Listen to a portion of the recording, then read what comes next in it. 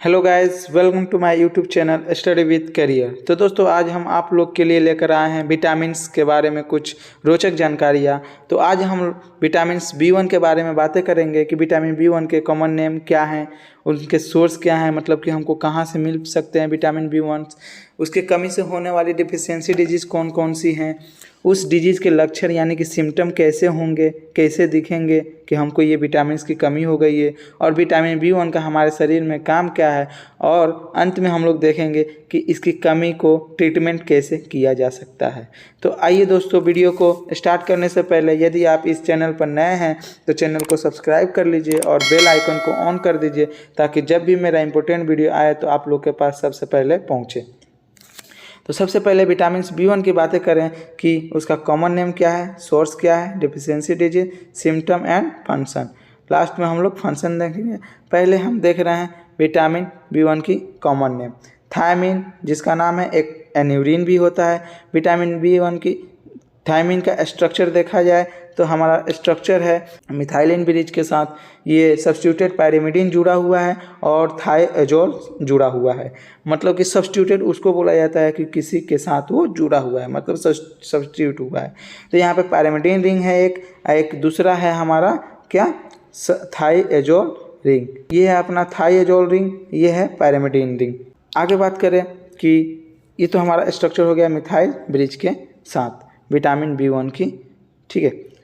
आगे बात करेंगे दूसरी बात सोर्स के बारे में। तो हमारा विटामिन B1 का मोस्ट इम्पोर्टेंट सोर्स होता है, पहला विटामिन का वीट, दूसरा राइस, तीसरा पल्स। वीट का आप जानते ही हैं, गेहूं से, राइस चावल से, और पल्स दाल से।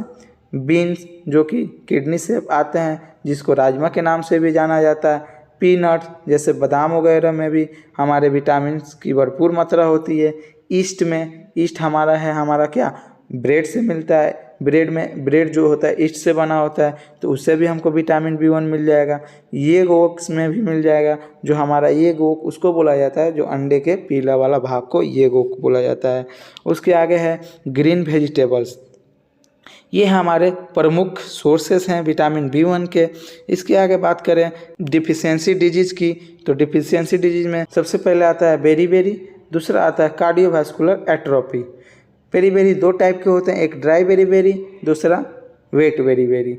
ड्राई बेरीबेरी के कुछ सिम्टम हैं क्या, पेरिफेरल न्यूट्राइटिस हो जाएंगे, सीवियर लेग पेन होंगे, पैरों में सीवियर पेन हो सकता है, कभी कभी ऐठन आ जाता है, उसको डायबेरी बोला जाता है। पैरालिसिस भी हो सकता है, अगर हमारे शरीर में विटामिन B1 की मात्रा ज़्यादा कम हो जाएगी तो पैरालिसिस भी हो सकता है। वेट बेरी में देखा जाए तो ये हार्ट रिलेटेड डिजीज करता है कि हार्ट रेट बढ़ा सकता है ना।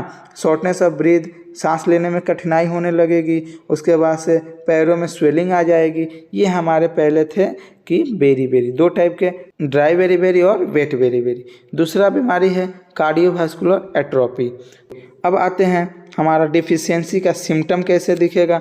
तो डिफिशियंसी का सिम्टम पहले देखें तो हमारा लॉस ऑफ एपेटाइट है, दूसरा फैटिग है, मसल्स एट्रोफी है, पैरालिसिस है, कार्डियोमेगाली है। लॉस ऑफ एपेटाइट का मतलब होता है कि हमको भूख नहीं लगना, ठीक है। फैटिग का मतलब होता है थकान, वीकनेस, कमजोरी महसूस होना, ठीक है, थकान होना। मसल्स एट्रोफी का होता है कि हमारे पैरों में ऐठन आ जाना, कभी कभी बैठे बैठे पैरों में ऐठन हो जाता है तो हम लोग खड़े हो नहीं पाते हैं सही से। पैरालिसिस हो जाना, मतलब कि हमारे शरीर का कुछ भाग काम नहीं करना। कार्डियोमेगाली मतलब कि हमारा हार्ट साइज बढ़ जाना। अब आते हैं कि फंक्शन, सबसे दूसरी बात है फंक्शन।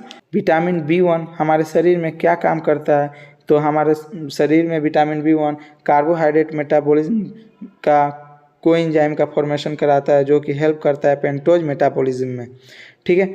मतलब कि जो हमारा कार्बोहाइड्रेट होता है, कार्बोहाइड्रेट मेटाबॉलिज्म चलता है जिससे हमारे शरीर को ऊर्जा मिलती है, उसके कोएंजाइम का फॉर्मेशन कौन कराएगा, विटामिन B1।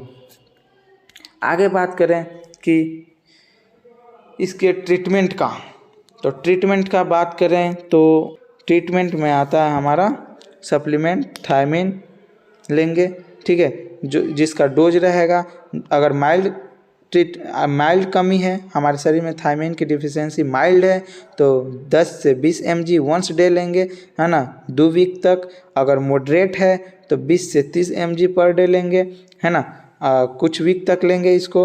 और यदि हमारे शरीर में सीवियर डिफिशियंसी है, इस केस में अगर इडीमा हो जाता है तो इडीमा है तो उसमें हम लोग थायमीन की कितना डोज लेंगे, 100 mg IV लेंगे वंस पर डे, ठीक है, एक बार पर डे लेंगे 100 mg का IV, जो कि कुछ दिनों तक लेते हैं।